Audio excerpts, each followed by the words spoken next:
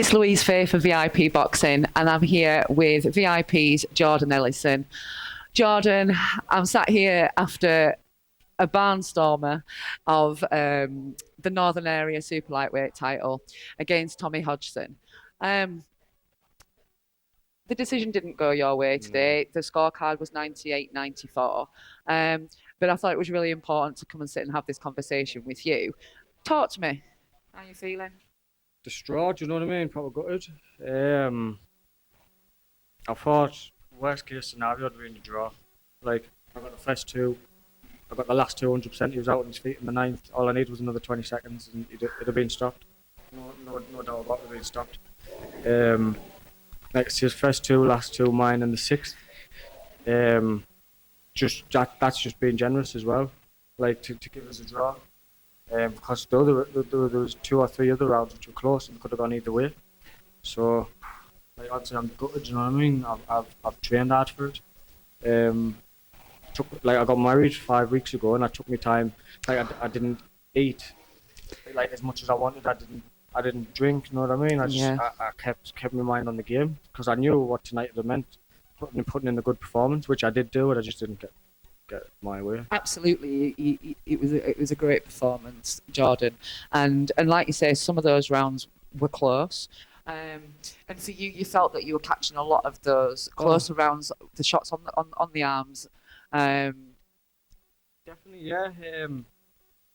I was out jabbing him. When he did jab, and it wasn't even a jab. I wouldn't even call it a point scoring shot. It was just a touch. It was a rangefinder. I don't know how you can call that as a punch. Because we all do it. We all just touch it out, touch the line in the range, and that's what he was getting, and that was it. So as soon as he touched it with that, I moved. So that I wouldn't class that. And then when he did try and do his flurries, a lot of them on the arms, they were low. To be honest, I thought he should have had a point deducted for the low blows. Yeah.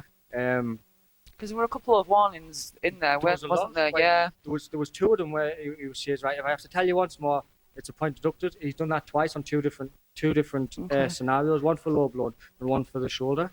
He broke with the part and says, right, if you do that again, it's a point deduction twice. And he had to tell him another 5 or 6 times after that. Yeah, the shoulder definitely played a part in there. Definitely. So it's just heartbreaking when I thought, like, it's speechless, to be honest. It's shit. Sorry for swearing. We'll let you off. It's after 9 o'clock, and I think we can cope, Jordan. It's a really difficult conversation to have this, because what I want to say is, would you do it again? Would you roll it back? 100%. Like, I don't know, he would probably try and do something different, but no disrespect to the man. He's a good fighter, you know what I mean? We've both known each other since we were amateurs and stuff, so I'll never badmouth him. But is that fighter there? Like, he couldn't hurt us. I could just walk through him all day. The simple fact I didn't try and walk through him is the fact, right? You've got to out-punch, out-box, out-point the other person. So I could have just laughed at him and walked forward all day, but it just picked us off. It's a boxing match, I've got to outbox him, and I did that. First 2, outboxed. 9th and 10th, outfought him. I didn't need to outbox him, I outfought him. In the 6th round, I thought, right, I'll take my foot off the gas, let him come forward, let him walk on, and I was laying back jab, catching him every time. So, like, there's just the 5 examples of the 5 rounds where I thought clear winners. And was it a slip? Was it a knockdown? I thought I caught him on the inside with a short, a very short, like, type of screw shot hook. Yep. Very short, very in. And when you're down, from the hip, didn't it? Yeah. Like, that's where I get a lot of my success, on the inside, because I know that's when them will unload, boom, and I try and catch them on the arms, and boof, slide the little ones in the middle, boof, slide the little ones up. And that's when, to be honest, I think you get them when they're trying to switch off, because they throw and they switch off and try and just move out. So I wait for them to throw and boof, catch them as they're going out. And then when they didn't count, I thought, man. Like, I like Ron Kearney, like, he was an amateur. He was an amateur referee, and he was obviously a referee when I was an amateur, so I've known him through the amateurs as well. But it's his choice, and he does the score, and he decides. Like, now that can happen. Now I've had worse decisions. All I can do now is bounce back, and I know they'll not rematch it. So we talk about levels, don't we? Yeah. And we've just had a little bit of a conversation off camera about kind of being the best version of you and finding out how best you can be.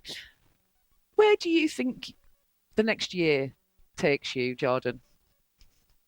If I get fair decisions, I'd have said I'd have been 2 fights away from an English eliminator or English shot.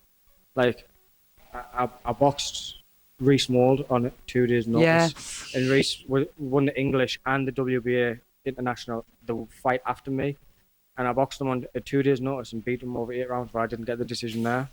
And it happens a lot to us. Like, I'll go away and I'll beat these kids, and because they've got the unbeaten records and they've got the this and that, Do you feel like you kind of get used to that? Because 9 times out of 10 you are the away fighter, but here tonight you were in the home corner. Yeah, like I do think, like, I did used to get used to it, but then I thought, why should I get used to this? I need to start the authority and taking charge and stop trying to be pushed around. But at the end of the day, what can you do? Like, you can file a complaint, but then nothing gets done. And that's not a type of fight where you can file a complaint. It wasn't that wide of a margin, you know what I mean? I'm not going to say it. Not like the Catterall and no, Taylor Catterall fight, you know what I mean? But in the past, I've had decisions like that. So I just thought this year would have been my last year. I thought, let's give it everything, and try and get that English title shot or English eliminator. And then I can tell my kids, because I've got 3 kids at home, tell them when they're older, like, your dad done this, your dad done that. Like, listen, your kids will be proud of you no matter what, Jordan. You are a veteran of this game, and it's people like you that keep this business going. So from us, we thank you. We appreciate you. Absolutely. And I know there's somebody over there who does. And that's your wife of 5 weeks. Yeah. And I am going to let you go and enjoy your a bit of sweet nuptials. Yeah, do you, and you enjoy that time. Yeah, I'd like to, obviously, I know, because my daughter watches YouTube all the time, and she says, Dad, you're famous, you're on YouTube and you're on the telly. So I'll see you. To Molly, Grace and Sam, I love yous, and I'll see yous when I get home. Oh, bless you. Well, that is a perfect way to finish this. Thank you so much, Jordan, Louise Fair, VIP. For all boxing info, news and latest interviews, amateur and pro, across the north, click and subscribe. VIP Boxing Promotions. Also, Twitter, Instagram and Facebook.